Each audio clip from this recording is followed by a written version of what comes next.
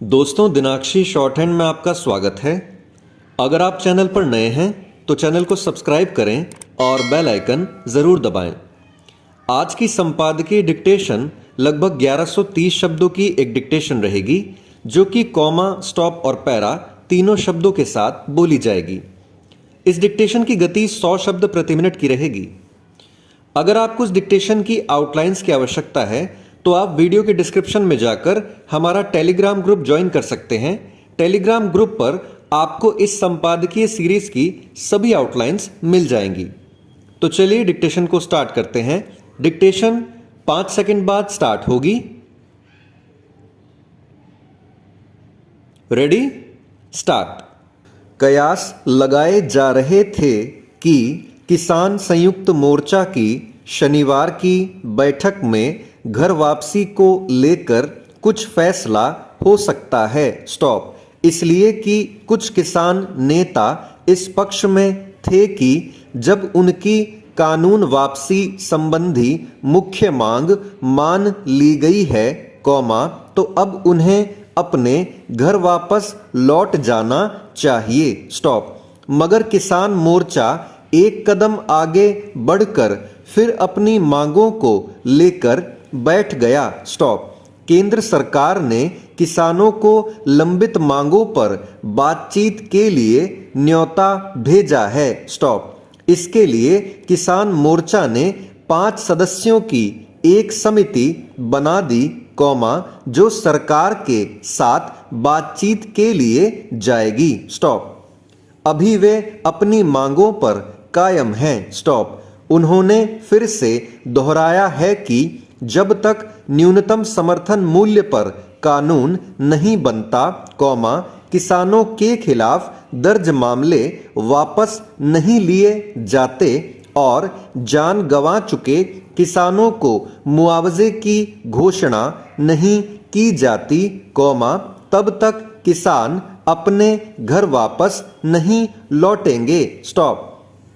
हालांकि तीनों विवादित कृषि कानून वापस लेने के बाद से सरकार का रुख लगातार लचीला बना हुआ है। स्टॉप।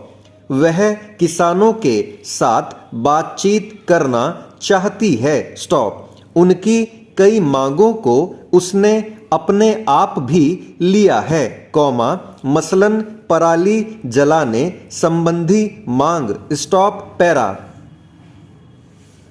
हालांकि किसान भी लचीला रुख अपनाते दिख रहे हैं, मगर उनकी कुछ नैतिक जवाबदेहियां भी हैं और कुछ रणनीतिक मजबूरियां भी। स्टॉप। वे अपने उन साथियों के ऊपर लदे मुकदमे छोड़कर वापस नहीं जा सकते और न मारे गए किसानों के परिवारों के दर्द को अनदेखा कर सकते, इसलिए इनसे जुड़ी उनकी मांगे समझी जा सकती हैं। स्टॉप। ये मांगे ऐसी हैं भी नहीं कि सरकार उनका हल न निकाल सके। स्टॉप। हरियाणा सरकार किसानों पर से मुकदमे हटाने की इच्छा पहले ही जता चुकी थी, इसे लेकर किसान नेताओं के साथ मुख्यमंत्री की बैठक भी हुई। स्टॉप। दूसरे राज्यों के लिए भी इसे हटाने पर कोई अड़चन नहीं हो सकती। स्टॉप।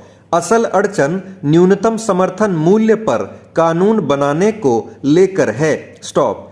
कृषि मंत्री ने कहा कि किसान अपने 5 सदस्यों के नाम दे दें, सरकार एक समिति बनाकर एमएसपी के मसले को सुलझाने का प्रयास करेगी। स्टॉप।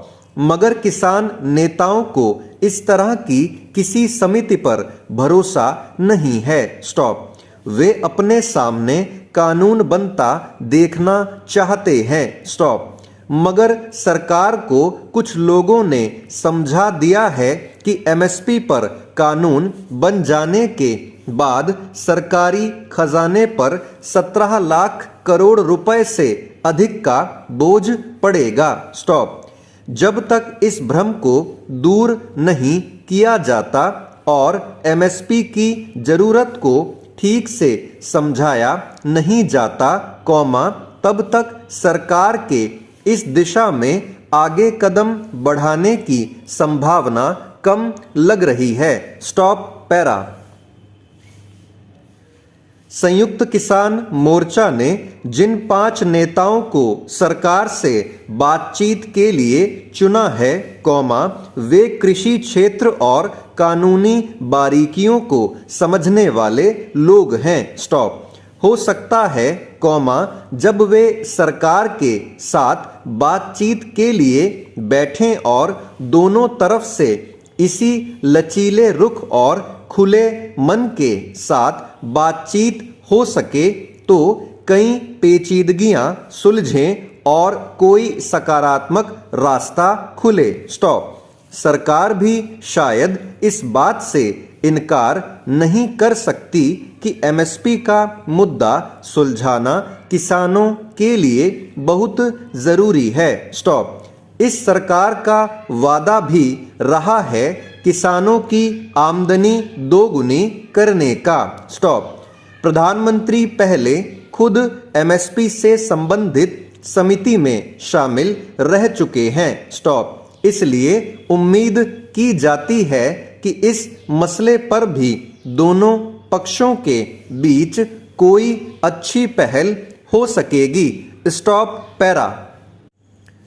पिछले कुछ सालों में अनेक कंपनियों पर शिकंजा कसा गया, उनकी धोखाधड़ी सबके सामने उजागर की गई, उनसे जुड़े कई नामचीन लोगों को जेल की सलाखों के पीछे भेजा गया। स्टॉप। रिजर्व बैंक भी लगातार अपने विज्ञापनों के जरिए लोगों को सतर्क करता रहता है कि जल्दी से धन दोगुना करने का झांसा देने वालों के दुष्चक्र में न फंसें, क्योंकि रिजर्व बैंक ऐसी किसी योजना को मान्यता नहीं देता। स्टॉप। फिर भी हैरानी की बात है कि चिट फंड चलाने वालों का जाल टूट नहीं रहा, लोग उनमें भी फंस जाते हैं। स्टॉप। इसका ताज़ा उदाहरण राष्ट्रीय राजधानी क्षेत्र से सटे विभिन्न जिलों में चिट फंड चलाने वाली एक कंपनी की ठगी है। स्टॉप। वह 18 महीनों में पैसा दोगुना करने का लालच देकर बहुत सारे लोगों को अपने चंगुल में फंसा चुकी थी। स्टॉप। इस तरह उसने करोड़ों रुपए की ठगी की। स्टॉप। जब लोगों को उस पर शक हुआ, तो शिकायत दर्ज करानी शुरू की। स्टॉप। उन शिकायतों के आधार पर प्रशासन ने कार्रवाई की और कंपनी से जुड़े लोगों की परिसंपत्तियां कुर्क कर ठगे गए लोगों का पैसा वापस दिलाने का प्रयास किया है। स्टॉप। मगर इस घटना से भी कितने लोग सबक लेंगे, कहना मुश्किल है। Stop para. अब ठगों ने ठगी के इतने तरीके इजाद कर लिए हैं कि अच्छे खासे पढ़े लिखे और समझदार कहे जाने वाले लोग भी उनमें फंसते पाए जाते हैं। स्टॉप। कुछ साल पहले चंडीगढ़ के एक पुलिस अधिकारी की पत्नी भी ऑनलाइन ठगी का शिकार हुई थी। स्टॉप। इसी तरह मेल, फोन पर संदेश आदि भेजकर भी लोगों को फंसाए जाने की घटनाएं अक्सर देखी सुनी जाती हैं। स्टॉप।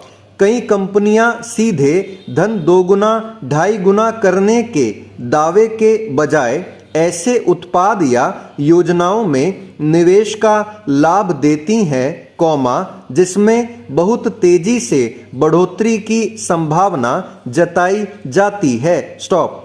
ये तमाम योजनाएं होती काल्पनिक हैं, मगर उनकी रूपरेखा कुछ इस तरह तैयार की गई होती है कि बहुत आकर्षक और वास्तविक लगती हैं। स्टॉप। मसलन कुछ साल पहले उत्तर प्रदेश में एक गिरोह ने बकरी पालन योजना में निवेश कराकर धन दोगुना करने की योजना चलाई थी और बहुत सारे लोगों को फंसाकर कुछ समय बाद भारी रकम लेकर वे चंपत हो गए। स्टॉप। ऐसी योजनाओं में समझदार कहे जाने वाले लोगों को भी बड़ी संख्या में फंसते देखा जाता है। स्टॉप। पैरा। चिटफंड चलाने वाली कंपनियों का तो लक्ष्य ही कम पढ़े लिखे और दिहाड़ी मजदूरी रेहड़ी पटरी पर रोजगार करने वाले लोग होते हैं। स्टॉप। वे कुछ महीनों के तय समय में पैसा दोगुना करने का वादा करके उनसे रोज कुछ मामूली रकम जमा कराती हैं। स्टॉप।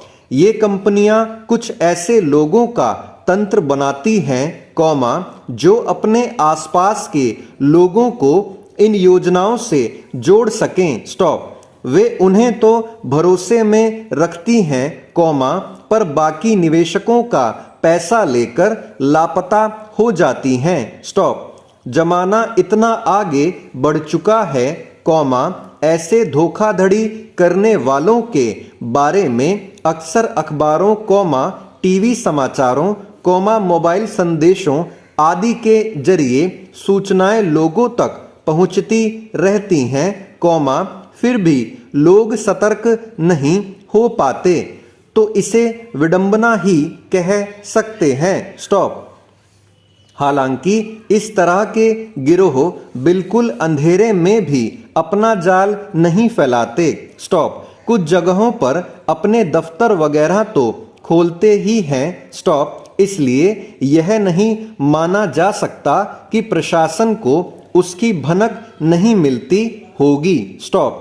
जब कानून ऐसी गतिविधियों की इजाजत नहीं देता, तो प्रशासन को उनके खिलाफ शिकायत का इंतजार ही क्यों करना चाहिए। स्टॉप। डिक्टेशन समाप्त। दोस्तों, डिक्टेशन अच्छा लगा हो तो वीडियो को लाइक और शेयर करें और चैनल को सब्सक्राइब करके बेल आइकन जरूर दबाएं। इस डिक्टेशन की आउटलाइंस आप हमारे टेलीग्राम ग्रुप से प्राप्त कर सकते हैं। तो चलिए अब आपसे अगली वीडियो में मुलाकात होगी। तब तक के लिए धन्यवाद।